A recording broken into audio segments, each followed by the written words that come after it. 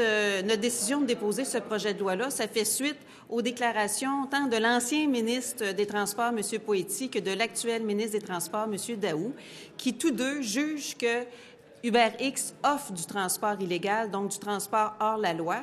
Mais malheureusement, c'est assez surprenant de les entendre se dire impuissants à contrer le taxi légal. Pourtant, des villes comme Calgary, comme Vancouver, comme Paris ont réussi à suspendre le transport illégal d'UberPop ou d'UberX. Et avec ce projet de loi-là, 593, nous venons donner un outil supplémentaire au gouvernement pour suspendre les activités illégales de taxi. Donc, qu'est-ce que propose le projet de loi 593? Parce que vous savez qu'actuellement, le seul outil que M. Daou dit utiliser, mais qui vraiment ne fonctionne pas, ce sont les saisies de véhicules, mais UberX rembourse les pénalités reliées aux saisies, paie les avocats et paie même la voiture de location de remplacement. Donc, clairement, les saisies ne fonctionnent pas. Donc, nous proposons un outil supplémentaire. Pour les chauffeurs de transport illégal, ils s'exposent à des points d'inaptitude de 4 points s'ils sont pris en train de faire du transport illégal et en cas de récidive, ils s'exposent également à une suspension du permis de conduire de 30 jours. Et cette suspension-là peut, avec l'ordre d'un juge, être augmentée jusqu'à 3 mois.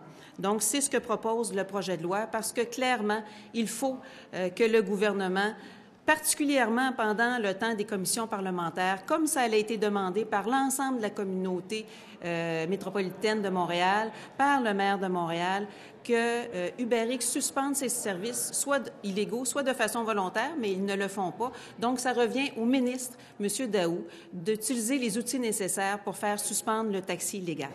Maintenant, je vais laisser la parole à M. Guy Chevrette. Bonjour. Nous, on a fait le tour des toutes les formations politiques il y a au moins 6 mois et ça va exactement dans le sens qu'on a discuté. Le gouvernement n'avait pas la capacité, disait-il, d'aller vite pour récupérer les argents. On dit ça prend des moyens additionnels. Prenez-en, on va vous appuyer. On va lui dire ça même après-midi. Ça, c'est un moyen additionnel qui va décourager les complices. Parce que s'il y a crime, il y a une crime par association. Les Anglais le disent très, très bien, l'expression crime par association.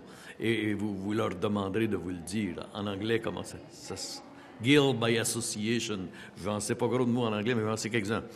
Mais assez pour vous dire que c'est du crime par association.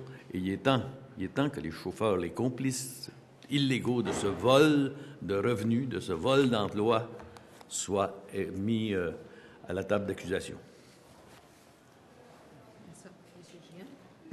Merci. Alors, premièrement, on tient à remercier le Parti québécois d'avoir déposé rapidement un projet de loi qui vise à suspendre les permis de chauffeurs de personnes qui font du transport illégal. On le voit et on le demande depuis longtemps. On demande au gouvernement d'agir et maintenant, c'est le temps. Alors, on demande à l'Assemblée nationale d'adopter rapidement ce projet de loi-là.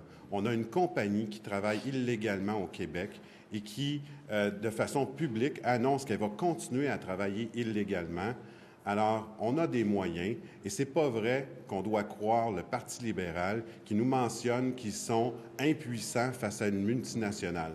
On a des patrons ici au Québec, on a eu des gens ici à l'Assemblée nationale et on s'aperçoit qu'avec un projet de loi comme ça, au moins, on va pouvoir avoir une certaine forme de paix sociale dans l'industrie, au niveau des chauffeurs et des propriétaires, et ça va nous assurer, en fait, de pouvoir parlementer correctement. Alors, je vous remercie. Monsieur Amizi. Bon, bonjour. Nous remercions aussi le Parti québécois pour ce nouveau projet de loi. J'espère qu'il va être adopté rapidement parce qu'il y a des gens qui perdent beaucoup de revenus à chaque jour. Et on se demande toujours, on entend dans les nouvelles comme de quoi on n'a pas les outils de la part du gouvernement. Mais je pense que c'est un outil de plus qu'ils peuvent utiliser, qu'ils peuvent commencer à le faire. On souhaite que tout le monde soit en arrière de ce projet de loi, comme nous, en industrie de taxi, nous sommes en arrière de ce projet de loi. Merci. On remercie le Parti québécois d'avoir déposé ce projet de loi tant attendu. Les chauffeurs de taxi, ils sont touchés par le mal du transport illégal et ainsi que l'économie du Québec. Ça, c'est un outil qui va, si jamais c'est adopté rapidement, ça va nous permettre au moins de travailler dans une situation normale en attendant que les fins des commissions parlementaires et s'il y a un nouveau projet de loi que le ministre Daou va faire pour encadrer d'une façon différente le transport par taxi. Mais ça peut être adopté dans quelques jours. On demande à un ministre Poiti, au ministre Daou, d'avoir la collaboration, de collaborer avec le Parti québécois pour adopter ce projet de loi très rapidement. Merci. Merci. Donc, pour la période de questions, sous-questions, micro de droite, Alain Laforêt, TVA. J'aurais une question pour monsieur avant de passer, dont j'ai oublié le nom. Berouel. Est-ce que c'était plus facile avec M. Poiti que ça l'est avec M. Daou? C'est difficile avec les deux. Jusqu'à maintenant, on n'a rien vu de concret. Le gouvernement ne peut pas dire qu'ils n'ont pas les moyens nécessaires pour arrêter Uber. Mais M. Daou l'a dit lors de son premier point de presse qu'il ne faut pas sous-estimer les moyens de l'État. Donc, ils ont les moyens. Il a juste à dire oui à ce document, puis le problème serait réglé au moins d'ici quelques jours. M. Chevrette, j'aurais une question pour vous aussi. Oui donc. Une colle? Non, t'as une farce. Vous connaissez mal. Vas-y, mon grand. Est-ce que le gouvernement est complice d'un crime? Si le gouvernement, on ne pourrait pas l'accuser de complice d'un crime parce que ses services ont procédé à des saisies d'auto. Mais il y a un laisser-aller dans l'application de la loi. Ça, c'est clair et net. Si on avait fait comme le BTM a fait, par exemple, ajouter le nombre d'inspecteurs à Transport Québec, puis pour que les contrôleurs routiers soient plus nombreux, on aurait probablement moins de hâte de régler. Mais plus ça va, on a laissé cette industrie-là s'établir. On lui a donné le temps de recruter des complices illégaux. On lui a laissé le temps de bien s'établir et de recruter des illégaux. Puis aujourd'hui, on dit qu'on manque de moyens pour arrêter l'illégalité. Pas pour rien qu'on est ici pour appuyer le projet de loi qui donnerait les outils additionnels pour faire cesser les complices en particulier. Micro de gauche, Hugo Lavallée, Radio-Canada.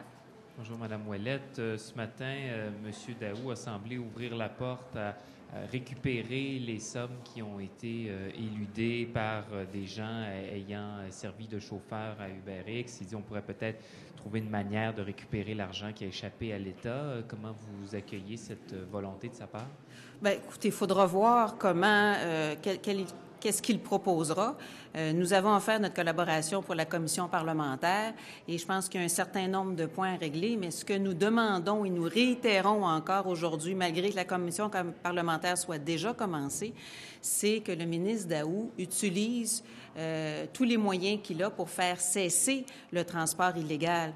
Parce que je l'ai déjà dit, là, ça nous met dans une position un peu délicate, nous, à l'Assemblée nationale, comme parlementaires, de recevoir ici, dans un haut lieu où on vote nos lois, de recevoir des dirigeants d'une entreprise qui, de façon très délibérée, bafouent nos lois, là. Ils nous le disent dans notre face. On va continuer à faire ce transport-là, malgré vos lois, que vos lois s'adaptent à vous et que c'est pas à nous à s'adapter à vos lois. C'est pas comme ça que ça fonctionne au Québec. On n'accepterait pas ça d'aucune autre entreprise.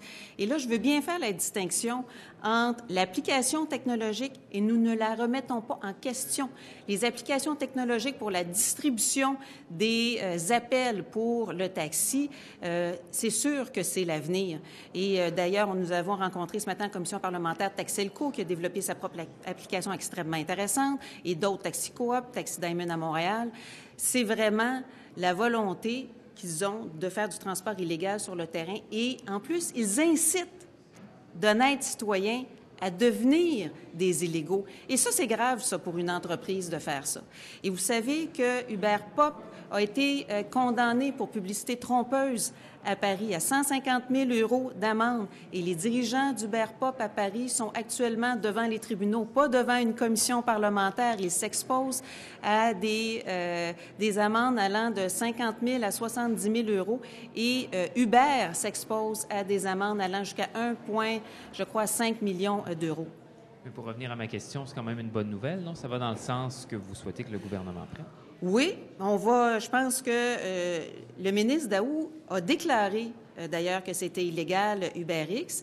Et là, si on peut trouver une façon, là, c'est ça qu'on regardera, de quelle façon, parce que souvent, le diable se cache dans les détails. Donc, oui, nous serons ouverts à discuter de quelle façon nous pouvons procéder pour aller rechercher les sommes dues en TPS, en TVQ, de la part de tout ce taxi illégal-là. Vous les évaluez à combien? Avez-vous fait un estimé? Je n'ai pas fait d'estimé, mais je pense que des estimés qui peuvent être réalisés. Je crois que les gens de d'UberX ont dit qu'il y avait de 300 à 400 000 courses qui étaient réalisées. Donc, à partir de ces chiffres-là, on peut faire des estimés.